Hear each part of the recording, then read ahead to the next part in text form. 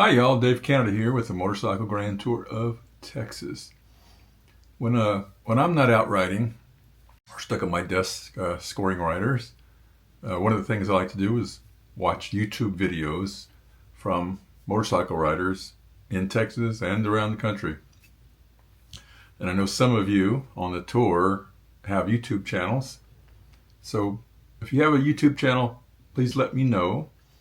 And I'm going to have a list on future issues of the Tour Update newsletter showing the links to get to your YouTube channel.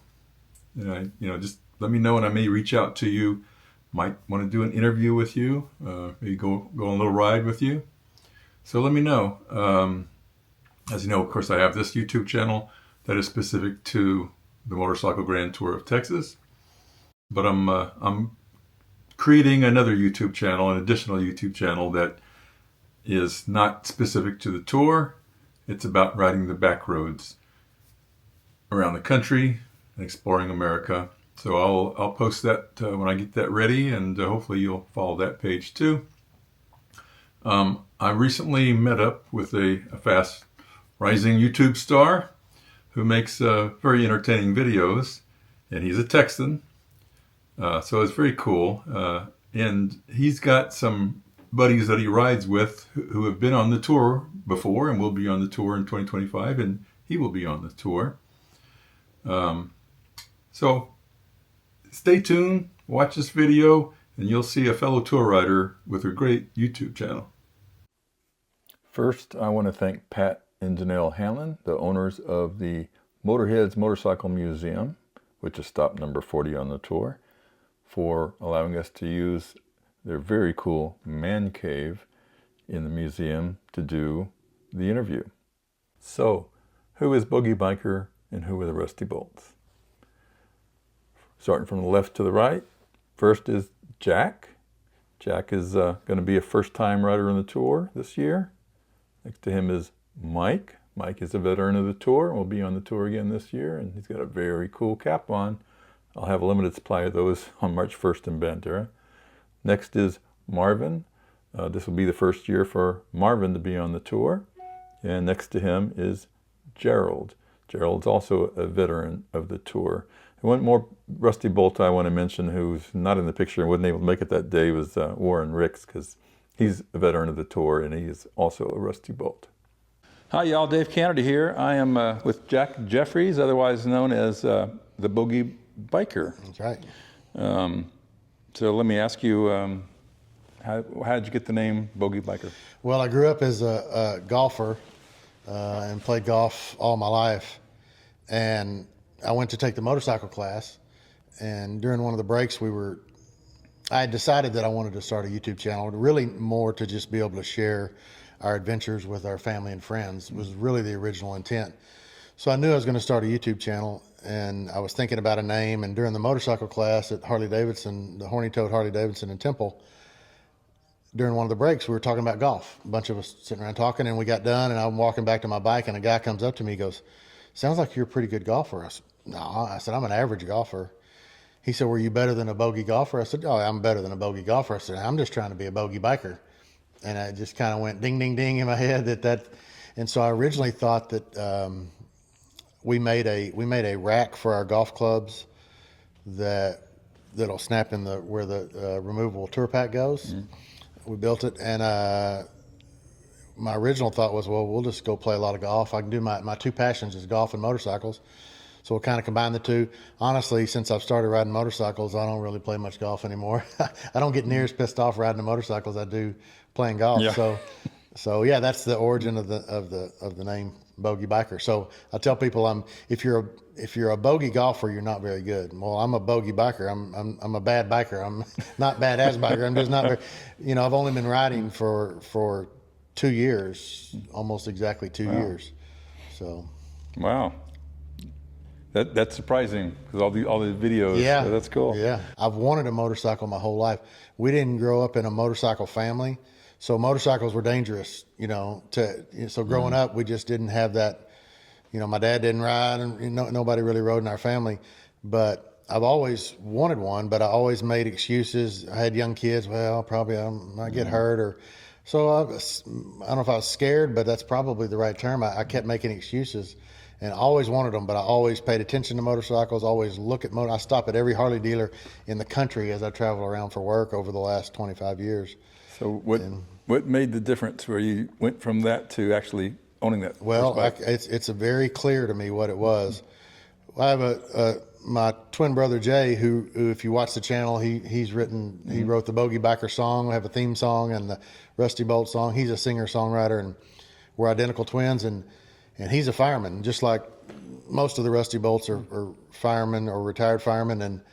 And we've been telling our kids their whole lives, don't get a motorcycle, it's dangerous, blah blah blah. Well, one day Jay just buys a motorcycle because Mike and Gerald were riding, and man, I've been thinking about that, but I still put it off. But Jay and them were riding, and then my kids are in their early 20s now, and some friends of theirs, parents. So basically, their friends' parents who are my age, like on three occasions, one dad had a heart attack and died. One mom had a stroke and ended up, in a nursing home for the rest of her life, and their kids were taking care of them. And I just remember sitting there going, I don't want to be in a nursing home 20 years from now and saying, I wish I would have got that bike. It sounds corny. I've said this a lot on some of my videos, but it's 100% true, is that I'm 50 years old. It's not old, but you got less time ahead of you than you do behind you. And I just said, I don't want to have any regrets. It's kind of the way life goes. And I just said, if I'm ever going to do it, I'm going to do it. And so I did. I hear you. And it has been the greatest. YouTube has made it even more enjoyable because of the community around the world in the motorcycle YouTube. I've gotten to meet so many great people, and I get fan messages all the time. Every night I'm spending responding to this. I've met people that I never would have met without motorcycles, and it's just been the greatest experience so far. That's very cool. That's true. You meet people you would have never met when you ride a motorcycle. 100% true. And on the Motorcycle Grand Tour, we've had people from all walks of life. We've had physicians, dentists, mechanics, just any kind of career. We've had folks doing. Well, what you realize is bikers are just regular people. Yeah. People that aren't bikers have this perception of bikers, and bikers are just regular people. So, yeah, it's been great. Great. I think I've seen you own 2 bikes. I do. The first bike I bought was a 2016 Road King that I still have. I'm actually doing some modifications to. And I bought a Road King because I talked myself out of a Road Glide. I wanted a Road Glide. Again, I've been watching motorcycle YouTube people forever, and the Road Glide is what looked the coolest to me, honestly. But I'd go look at them, and again, having never ridden, it was just so intimidating. A Road Glide and a Street Glide with the fairing and everything. So I talked myself out of it, and I bought a Road King. I would say the Road King is such a great riding bike. But once I bought the bike and realized that it's not that hard, I can do this, I can ride it, then I almost immediately started looking for Road Glides, and then I bought a 2021 Road Glide Limited. So I ride them both. I ride the Road Glide more probably, but I'm doing some modifications to the Road King. So I enjoy them. The Road King feels like a small bike to me now compared to my Road Glide Limited. Really? So I'm kind of turning it into more like a Dyna type bike and solo type riding. So. Okay, and in your videos, most of the time you're riding with other guys, and they seem to be referred to as the Rusty Bolts. The Rusty Bolts. Tell us about that. How'd that come about? Yeah.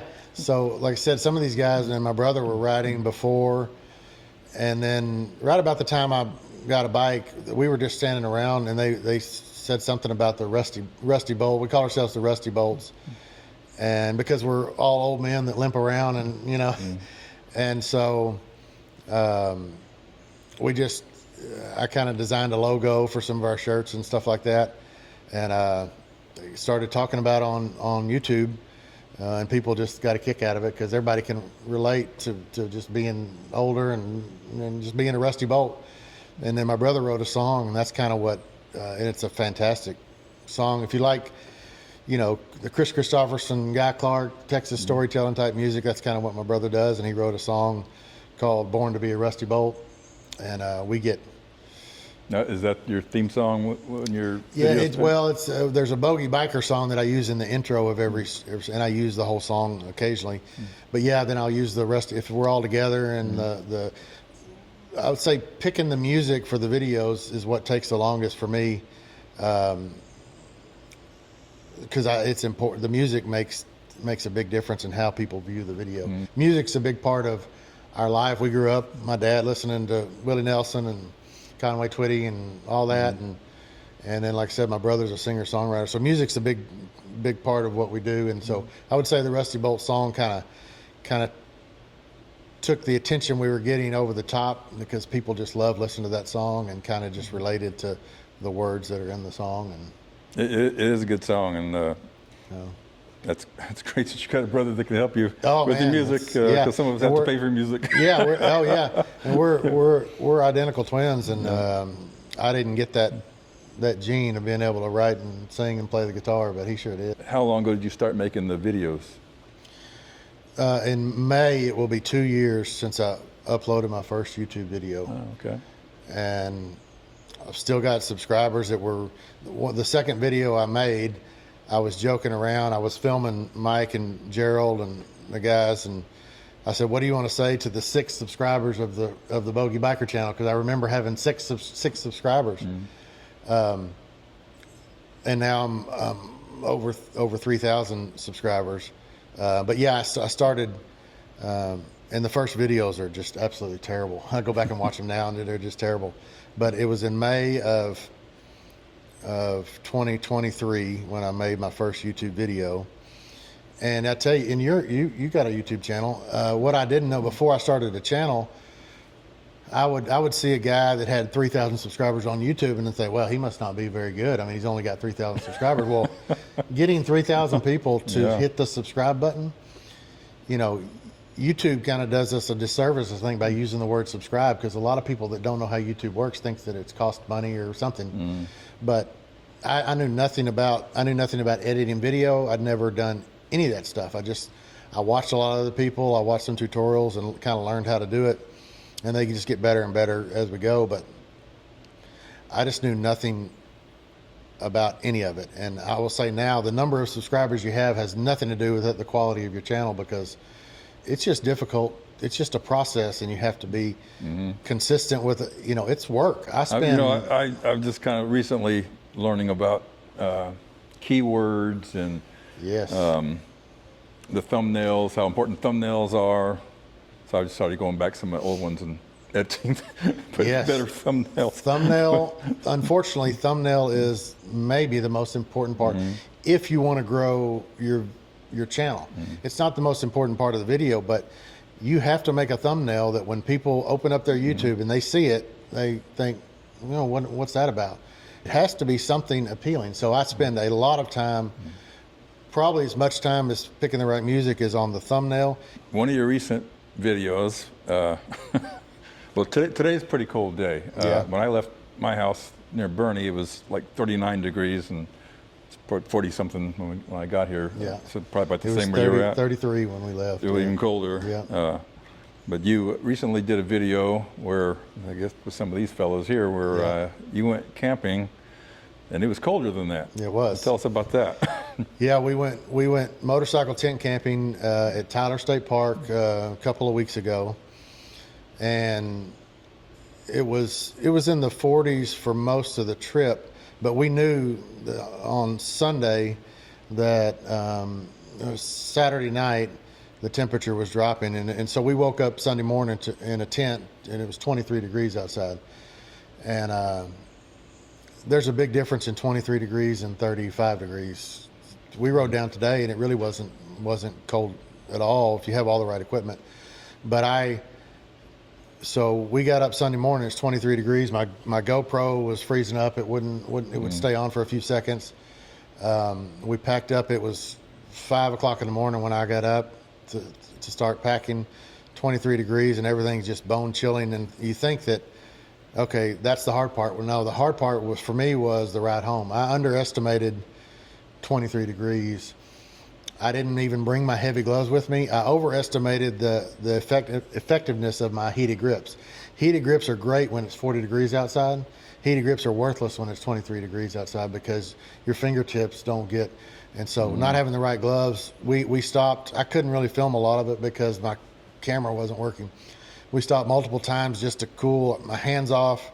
We had to get more gloves. Stopped at Walmart and I had those little hand heaters stuffed in my gloves. I honestly thought I was going to have frostbite when I got home. It was a lesson learned. I learned most lessons the hard way, and this was one of them. That 23 degrees, you need to have heated gloves is the key. And I'm gonna be buying before next winter. I'm gonna have some heated. I used them on the way up. Did you? Yeah. What do you have? Gerving. Okay, that's the brand that sort of everybody seems to think is. This pair, I bought this one last year, battery operated. Don't have to deal with all those cords. Yes. I used to run the cords through the sleeves. And the battery lasts long enough for. Yeah, I'm probably going to buy a second set of batteries so I can. Yeah. Because I used it on low coming up. Yeah. Just thinking, okay, I want to make sure I can use it on the way back. Yeah. I'll crank it up on the way back. So we all got a kick, me and Mike and Gerald, who are here with me today, along with Marvin, but we got a kick out of, we knew it was going to be cold and we knew it was going to be, we were suffering a little bit. But it's probably the thing about YouTube that's been the most beneficial is that's a trip that we probably would have backed out on and said, it's too cold, 23 degrees, that's stupid. But we all thought, this will make for some pretty good. We didn't do the trip because of that, but we probably didn't back out of it because of that. So we thought, well, it's fun. And we get a kick out of it. Everybody kind of thought we were nuts for doing that. And we survived. So. I'm sure a lot of people watched to see, really? Yeah. What they did? Yeah.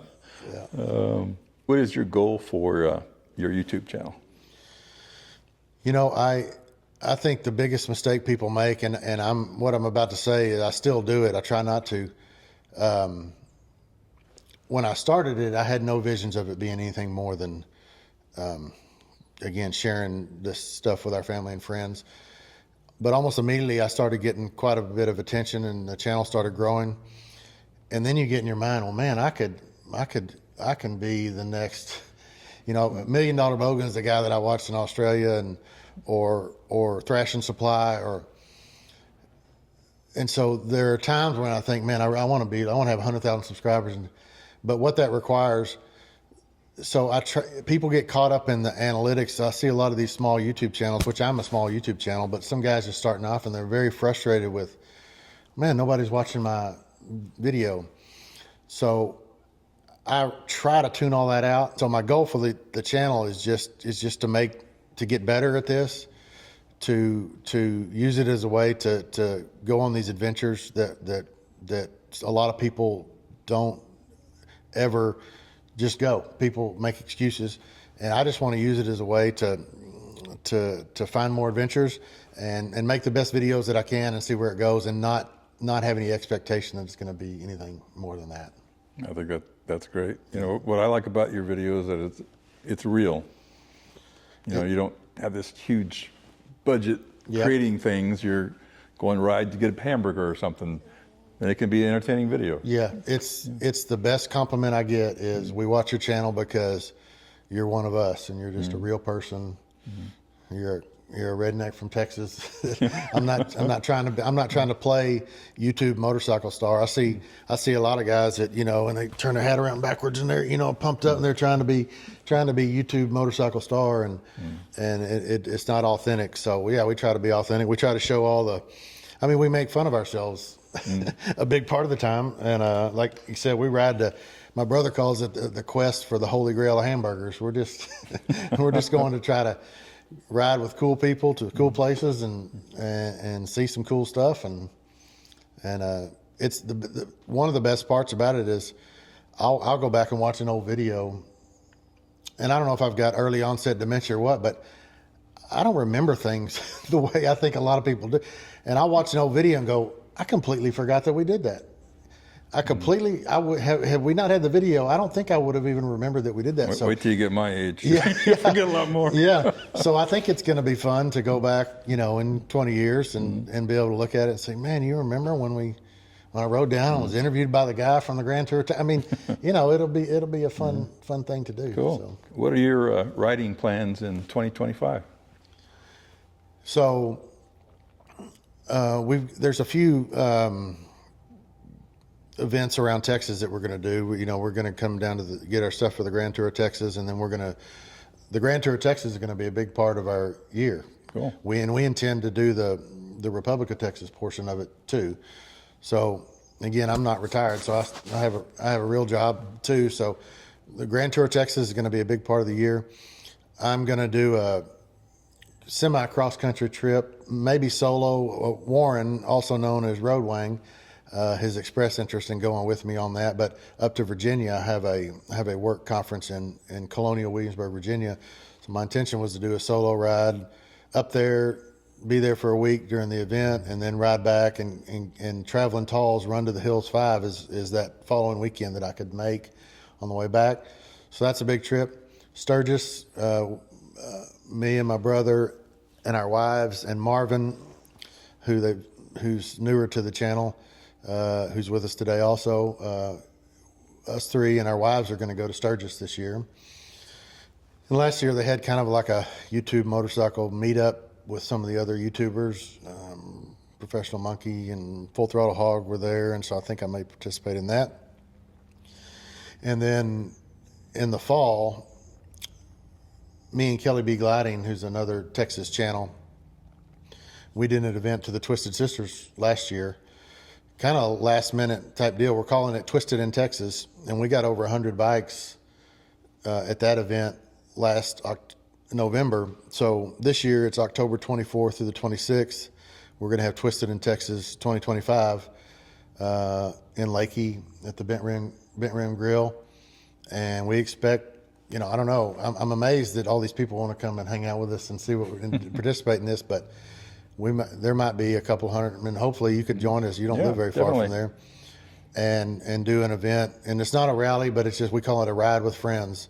And we learned a lot from our first event, where staying in Kerrville and trying to shuffle, 100 bikes down to Lakey. So we're going to do a lot of things differently and split the group up and all that stuff to make it a little bit more safer. But so yeah, outside of those events and then just the regular, we do a lot of weekend stuff. I ride a lot with the Rusty Bolts, but I've been trying to do some shorter solo trips in and around where I live to some of the Dr. Pepper Museum is in Waco, and I did a trip there, and there's some, the silos with the Magnolia and all that stuff.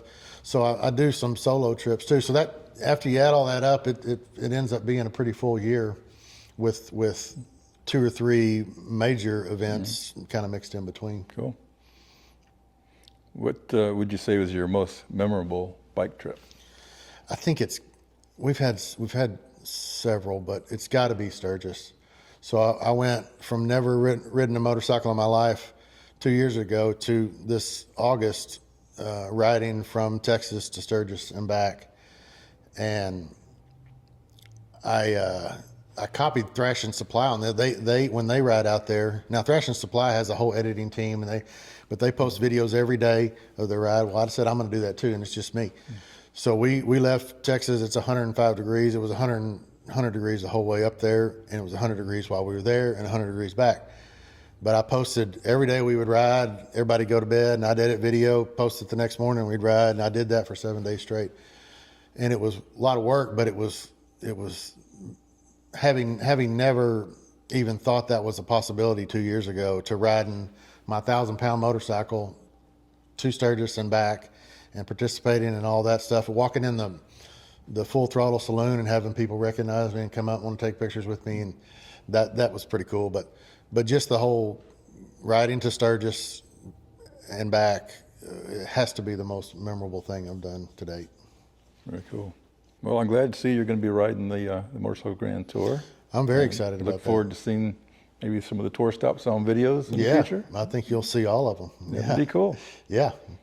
I'm very excited about that because, again, there's lots of places in Texas that Texans don't know about. That's been another thing about motorcycle is, and I applaud you for this Grand Tour of Texas. It seems like a great idea, but you know, I started off at work. I covered South Texas, so this is my territory, hill country and South. Mm-hmm. And let's just say I've been to Fredericksburg, from Johnson City to Fredericksburg. I've been there 1,000 times. Well, I'd never turned off the road that goes down, and there's the Albert store right down, you know, in Albert, Texas, that has a cool little motorcycle bar. And we've got some of these places that Mike and Gerald and the guys take us to are just off the beaten path that you never go on if you're not on a motorcycle. You just keep going in your truck and you don't see them. So, yeah, I'm excited to see some of these spots. I'm sure, I haven't looked at the list, but I'm sure there's lots of places that I've been very close to that I've just never paid attention to. And so I'm excited to see it. I'm excited to show people all the great parts about Texas, both people that live in Texas and I got people watching my channel from all over the world. Mm-hmm. And so it's a great way to show off our great state. It is. And even, like I said, even people who are native Texans, I grew up mostly in Texas. And we always lived along I-35 from South Texas to North Texas. Yep. I didn't know West Texas, didn't know East Texas. Hadn't seen Big Bend or Palo Duro Canyon or the Valley or the Piney Woods. Yep. And I kept thinking, when I was working on the East Coast before I retired, when I retire, I'm going to go discover the rest of Texas. I don't know. Yeah. Yeah. Well, you said Big Bend. I mean, that's my favorite. My uncle tried to get me to buy land out there 20 years ago. I'd never been out there and didn't do it. And he's since passed away. And now I started going out there and I love, and I think there's a stop. You've got a stop on the tour in Terlingua or Presidio? Yeah, between Presidio and Terlingua. Okay. Yeah. So we're gonna do some trip out there because we're gonna get those stops, but and there's a couple other things we may ride out there. We look for a reason to go out there. So I love it. And Palo Duro Canyon is also, we were talking about that this morning. We're gonna do a ride. I think I've been by there, like I said, in my truck, but I've never really paid attention to that at all. Second largest canyon in the United States. I saw a YouTube video on that just the other day, and I had no idea. Yeah. And a lot of Texans have never been there. Yeah. So I'm excited about that. Before we wrap up, why don't we bring the Rusty Bolts in? Let's do it. Cool. Right next to me here is Mike. We call him Prez, president of the Rusty Bolts. He loves that moniker, don't you? Oh, yeah, that's just great. So Mike was probably the biggest consumer of motorcycle YouTube stuff like me. That's pretty much all he watches. And so he's familiar with all these guys that do all this motorcycle stuff. And then as soon as I started, I said, well, who's your favorite YouTube channel? He said, well, besides you. And he Scooter Tramp Scotty was some of the folks you followed. Scooter Tramp Scotty. That amazed me. He's been living off his bike since &94. So that amazes me. Yeah. I try to survive tent camping for 2 or 3 days. Yeah. You know? We talked about that. And of course, Adam Sandoval. I liked him for a long time. My wife actually put me onto him because of Scooter, the dog. Yeah. So. We do a deal called Between the Bikes, and where I interview these guys, and probably one of the most popular ones was Mike, because you've said this before on my channel, but tell them for here, like did you ever think you'd be doing something like this? No. I mean, I'm almost 70 years old now, and I've ridden motorcycles since I was 10 or 12, and this is something I've wanted to do my entire life, just take off and ride and take trips, and this Grand Tour of Texas has given us a really good excuse to go. Yeah, and I'm loving it. I mean, this is great. I hope I can live another 10 or 15 years and able to ride, so I can keep going. Yeah. You know? And then Gerald over here. Gerald loves the camera. He's a camera hog. Yeah, I'm a camera hog. He's right. And both Mike and Gerald were firemen for how long? Ever. 42 years. Yeah, 34. Yeah. And so, Gerald, what do you? I mean, what's been the best part of this about you? Because you've ridden motorcycles your whole life, on and off my whole life, right? And y'all have known each other forever, but y'all didn't really. He was asking me. I mean, we've all known each other, but this is right. this has brought us. We have a different relationship. Because Sure, yeah, this brought us all together Yeah. to go do the common thing. Yeah. You know, and it's been a blast. Yeah. It's like Mike said, you know, you dream about going and doing stuff like this, or you. Yeah. And then you get out there and you're riding and you stop at a red light and you're watching these guys working in the ditch over there and you're going, they're all stopping and put their prop up on that shovel and they're Yeah. talking and you know exactly Yeah. what they're saying, you know. Yeah. And man, I wish I could do what those guys are doing, you know. And so we're able to do it. So it's been a dream come true. We have so many people that say we wish we could. We just want to be hanging out with y'all and doing what y'all are doing, which is a pretty good compliment. And Marvin, who I've known my whole life, and Marvin he'd about decided to quit riding motorcycles, but he's been watching the channel, and it kind of inspired you to buy another Harley. That's right. Yeah, I rode by myself for a long time, and to the point where it just got boring and old. And then I heard about all this going on and started watching it. And at first I was cautious, like, how long is this going to last? You know, these guys are new to these motorcycles. But now I've watched y'all enough to realize y'all are having fun, and I want to be a part of it. Yeah. Well, you know, I've known Marvin my whole life, and I've known Mike my whole life, but not really. I mean, they're way older than me, and and kind of older than me. But that's been one of the best parts is being around these guys my whole life. But now we're bonded with this whole motorcycle stuff, and true friends that if I needed anything, either one of these guys would be there, and that's truly been the best part of it all. That's great. And everybody getting to watch us do it is even better. If folks want to look for your videos, how do they find it? Yeah, so Bogey Biker, Bogey Biker on YouTube. I'm also on Instagram, Facebook, and TikTok. So yeah, give it a shot. Check us out. All right. Well, thanks to all of you for coming out today, and look forward to seeing you all on the Motorcycle Grand Tour of Texas in 2025. Yeah, we can't wait.